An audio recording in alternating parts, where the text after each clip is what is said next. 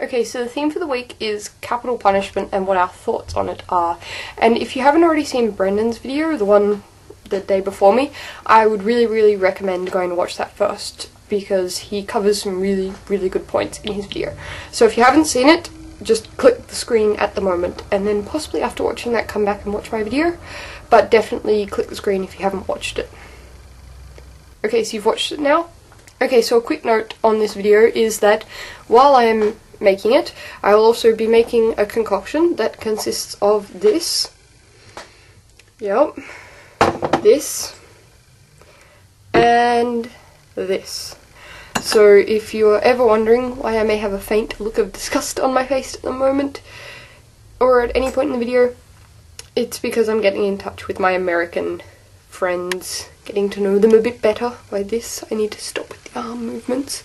Okay, so basically capital punishment, big topic, and a lot of people find it very emotional. It's kind of up there with pro-life, pro-choice, abortion issues, but not quite as emotional, but still pretty emotional. So I think that what some people do, and which I don't quite like, is that they get so wrapped up in the debate of the emotion and the ethics and all that, that they actually forget that there is a whole spectrum of things to debate here that tend to be left off because they're not quite as interesting, or people just don't actually think about the topic that much. They just think about how they feel about the topic, which is not always the best thing because it prevents them from actually getting an informed view.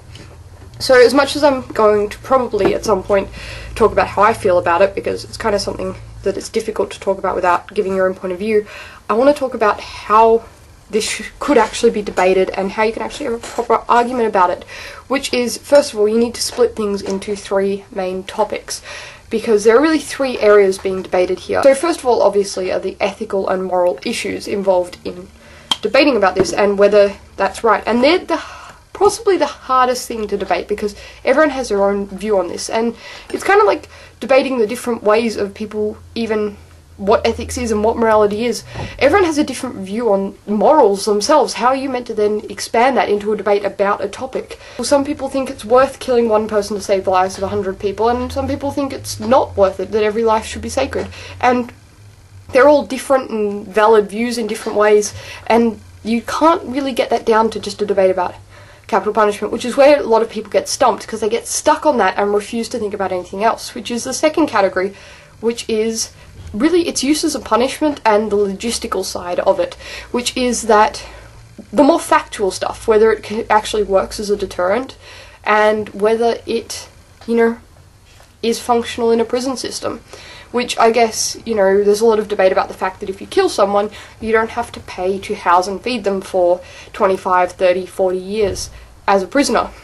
Which I can almost see as a point, but killing someone is actually really expensive, and I had to look at this, and I don't have the exact figures, but especially for a country or state that doesn't normally execute people that often, you have to set up a lot of particular things in place, and it actually gets very expensive. It's not quite the cost of housing and feeding them for 30, 40 years, but it's still quite a proportion of that. The other thing is that I have yet to see a single study that proves that capital punishment is an effective deterrent on crime. They've actually found, and even some people have found doing studies, that it's as much a deterrent as life in prison is, which kind of then goes, so just legally wise, is there a benefit in capital punishment? The third area that you need to look into is, of course, there's a really nice way to say this. It's pretty much just people's right to avenge bad stuff happening to them.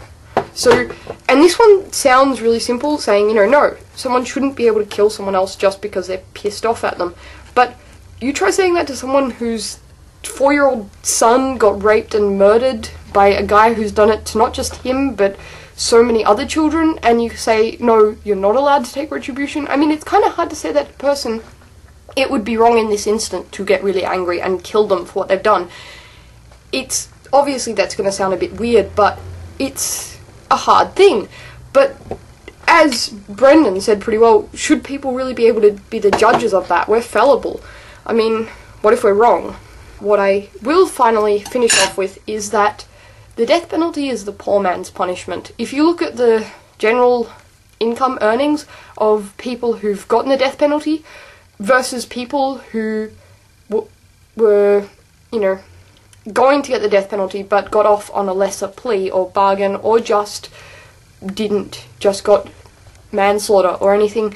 You'll find actually that basically if you have money, you get a better lawyer and you don't get the death penalty. If you don't have money, you don't get as good a lawyer, you get the death penalty. And that happens in a lot of legal things, and I know you can argue that for someone in prison, the difference between 5 years or 6 years is going to be a big thing for them. I'm okay living with a legal system that maybe it doesn't always work, and maybe, you know, a rich person might be able to get 1 or 2 years off their sentence. But I'm not okay with living with a legal system where the difference between in your income actually affects whether you live or die. And that's my one really, really big problem with the death penalty. And to finish off, yep, there's jam and there's peanut butter and there's me looking horrified, and